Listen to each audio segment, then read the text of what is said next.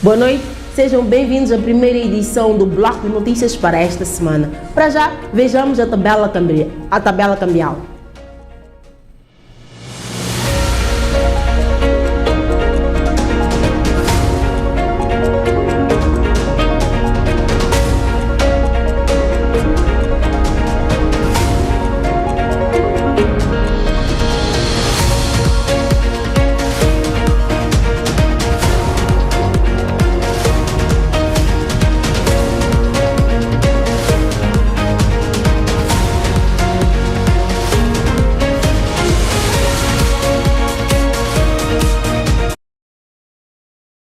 O relatório dos advogados dos direitos humanos da África Austral alega que há 296.513 zimbabueanos que votaram ilegalmente nas eleições gerais realizadas no passado 9 de outubro. Entretanto, a organização denunciante apela à repetição do processo.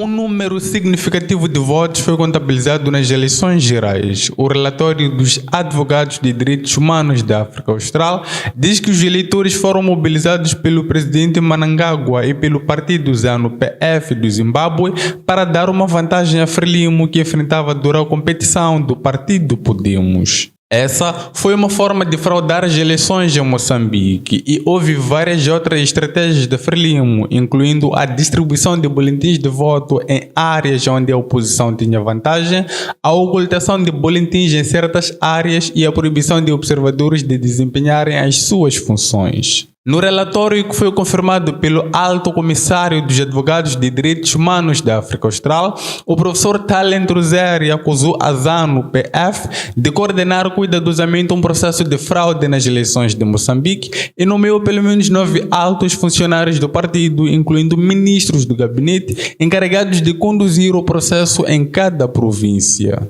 Mais de 290 mil zimbabueanos votou nessas eleições moçambicanas. Nós temos evidência, temos o relatório que nós fizemos acerca desse assunto. Já mandamos para Venâncio Mondlane, já mandamos para SADC. A única solução que vocês podem aceitar como moçambicanos é fazer as eleições de novo, a votar de novo. Vocês têm direito de votar sem a interferência de nenhuma presidente de qualquer país. Questionado sobre as constatações, o porta-voz da ZANU-PF, Chris Mutsvangwa, disse que todas as pessoas que votaram no Zimbábue eram moçambicanos que adquiriram dupla cidadania na independência e estavam tendo a oportunidade de exercer seus direitos políticos.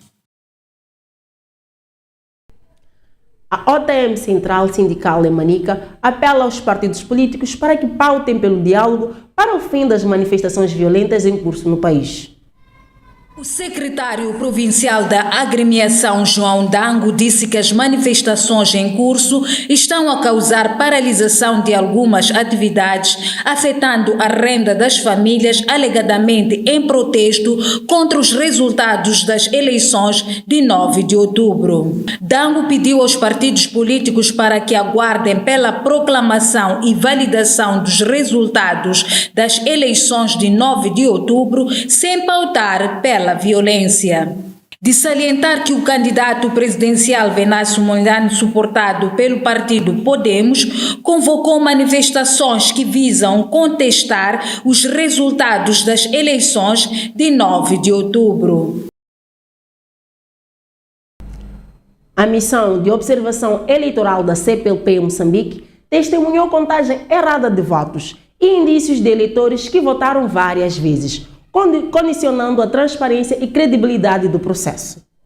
Face às controvérsias pré-eleitorais e as constatações que apresenta, a missão de observação eleitoral da Comunidade dos Países da Língua Oficial Portuguesa considera que as eleições gerais de 9 de outubro em Moçambique ocorreram num quadro de desconfiança face ao sistema eleitoral. Segundo o relatório final da missão de observação eleitoral da CPLP, o raciocínio detalhado da Comissão Nacional de Eleições na sua atribuição inicial de resultados eleitorais e do do Conselho Constitucional nas suas decisões posteriores, bem como a desagregação detalhada dos números eleitorais para cada mesa em cada autarquia, não são inteiramente conhecidos, levando a que os resultados finais tivessem ficado enrolados em controvérsia. Os observadores eleitorais da CPLP assistiram também a diversos casos de contagem errada de votos, nomeadamente boletins de voto dobrados de forma sobreposta e contados como válidos, indiciando que a mesma pessoa teria votado mais do que uma vez. E ainda há muitas dezenas de votos com uma marca idêntica, indiciando que a marcação no boletim de voto terá sido feita pela mesma pessoa. A excessiva morosidade na contagem dos votos e os diferentes procedimentos de presidentes de mesas de voto resultou a que muitas horas depois do encerramento não houvesse resultados disponíveis, condicionando negativamente a percepção da transparência e, por conseguinte, da credibilidade do processo. A missão de observação eleitoral destaca que os resultados finais anunciados pela Comissão Nacional de Eleições no passado dia 24 de outubro resultaram de uma decisão maioritária dos seus membros e não foi feita por consenso. Desta forma, a missão de observação eleitoral reconhece que cabe agora ao Conselho Constitucional ter a palavra final sobre os resultados das eleições do passado 9 de outubro. Cerca de 3.500.000 pessoas poderão ser afetadas pelas cheias na presente época chuvosa ciclônica no país. O técnico do Departamento de Gestão de Recursos Hídricos, Isaac Filimoni, anunciou nesta segunda-feira, em entrevista no espaço Café da Manhã da Rádio Moçambique, que os fenômenos poderão afetar vários serviços e infraestruturas sociais, como mais de 4.000 escolas e mais de 500 unidades sanitárias, entre outros. Isaac Filimoni explicou que prevê-se 2 cenários, dos quais um de risco baixo, compreendendo os meses de novembro e dezembro. Entretanto, a fonte explica que o segundo cenário, que representa os riscos médio e alto, registra-se nos meses de janeiro, fevereiro e março, podendo agravar os níveis de água em algumas bacias hidrográficas. Face a este cenário, a Direção Nacional dos Recursos Hídricos apela às comunidades para acompanharem as informações difundidas pelas entidades competentes e a se posicionarem por forma a facilitar a sua evacuação em caso de cheias ou inundações. Para fazer face às inundações urbanas, as entidades municipais apelam à melhoria dos sistemas de drenagem. O Conselho da União Europeia aprovou hoje um apoio adicional de 20 milhões de euros às forças do Ruanda destacadas em Cabo Delgado. O Conselho da União Europeia anunciou hoje um reforço de 20 milhões de euros para apoiar as forças do Ruanda no combate ao terrorismo em Cabo Delgado. De acordo com o comunicado, este destacamento tem sido fundamental para os avanços na região. Este apoio adicional, aprovado em Bruxelas durante uma reunião dos ministros dos negócios estrangeiros da União Europeia, será utilizado para a compra de equipamentos pessoais e o transporte aéreo estratégico das tropas ruandesas. O destacamento das forças do Ruanda em Cabo Delgado começou em julho de 2021 a pedido do governo moçambicano para combater o terrorismo. Segundo Joseph Borrell, alto representante da União Europeia para Negócios Estrangeiros, a atuação destas forças continua a ser essencial, sobretudo após a retirada recente da missão da Comunidade de Desenvolvimento da África Austral, a SADC. Borrell destacou ainda que a ajuda reflete o compromisso da União Europeia em apoiar soluções africanas para problemas africanos e que esta iniciativa também reforça os interesses estratégicos da União Europeia na região. A verba adicional soma-se aos 89 milhões de euros já destinados às Forças Armadas de Moçambique, que receberam formação através da missão de treinamento da União Europeia. Desde 2017, Cabo Delgado enfrenta uma crise humanitária e de segurança, com ataques armados atribuídos a grupos extremistas ligados ao Estado Islâmico, numa província conhecida por suas ricas reservas de gás natural. E a oferta da União Europeia a levar-nos para o estado do tempo.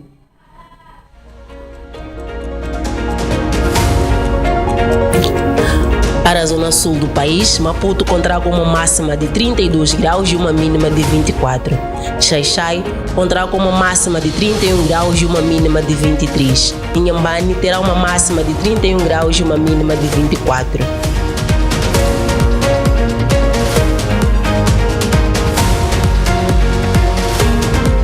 Para a zona centro do país, Chimoio espera-se uma temperatura máxima de 31 graus e uma mínima de 19. Beira, uma temperatura máxima de 31 graus e uma mínima de 25. Tete, a cidade mais quente do país, contará com 38 graus e uma mínima de 25. Quilimane contará com 33 graus e uma mínima de 24.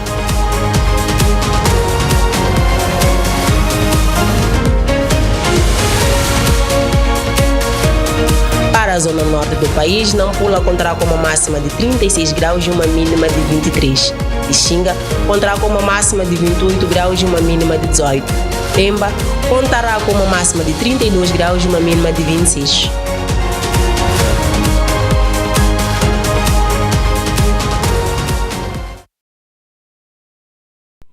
Já no plano internacional, cerca de 111 pessoas morreram em um bombardeamento na faixa de Gaza no domingo, a agência de notícias Wafa sublinhando que tratou-se de um dos mais violentos ataques no enclave palestiniano desde outubro.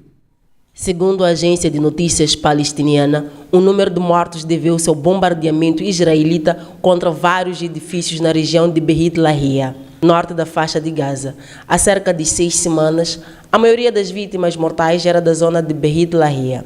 Esta região tem sido alvo dos bombardeamentos mais violentos da guerra em Gaza desde outubro, registrando-se um aumento de ataques aéreos e uma campanha terrestre que dura há várias semanas e que alastrou-se às localidades de Habalahia e Beit Nahum.